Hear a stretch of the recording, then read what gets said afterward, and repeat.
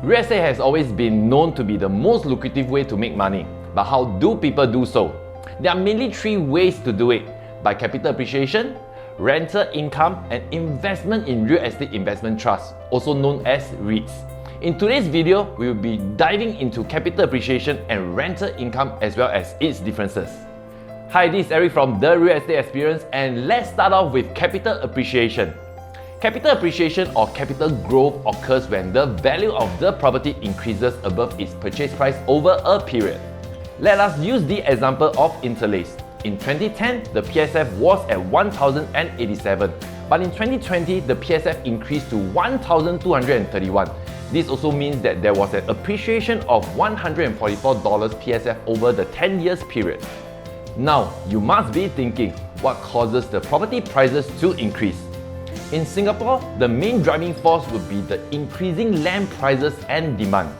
You can think about it in this way: if your neighboring land parcel is currently being sold at a higher price than yours, buyer will be more likely to pay a higher price for your land at this point.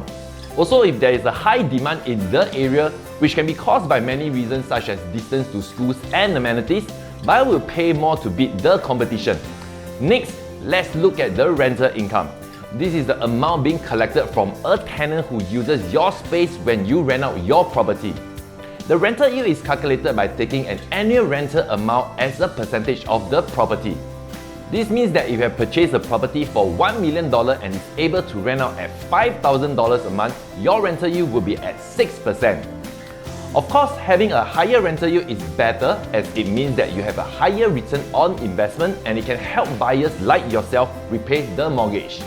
In Singapore, rental rates are normally determined based on the market rental of the area, and slight variation to the prices are made depending on factors such as the property prices, furniture, facilities, and condition of the unit. The prices are usually relatively stable unless there is an economical downturn. Now for the question you have been wondering, is capital appreciation or rental yield more important when purchasing a property for investment? The answer to this question is usually dependent on what kind of investor you are. If you prefer a shorter term of around 3 to 5 years, you should lean more towards capital appreciation.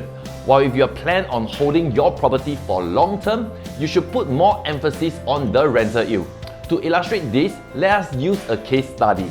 Short-term investor will benefit more in Project A, as the $200,000 difference will take more than 8 years to achieve using its $2,000 rental per month. And meanwhile, for Project B, it will achieve $384,000 in rental in 8 years. Hence, long-term investor will benefit more from Project B, as the rental yield will outweigh the potential capital appreciation.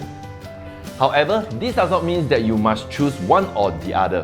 While analyzing a project, it is important to look at both.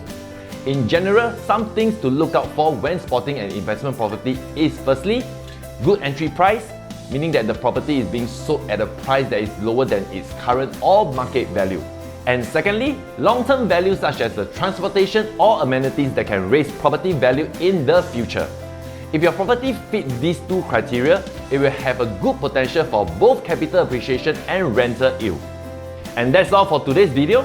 If you are still unsure about capital appreciation versus rental yield, feel free to contact me. Remember to like and subscribe, and I will see you guys soon.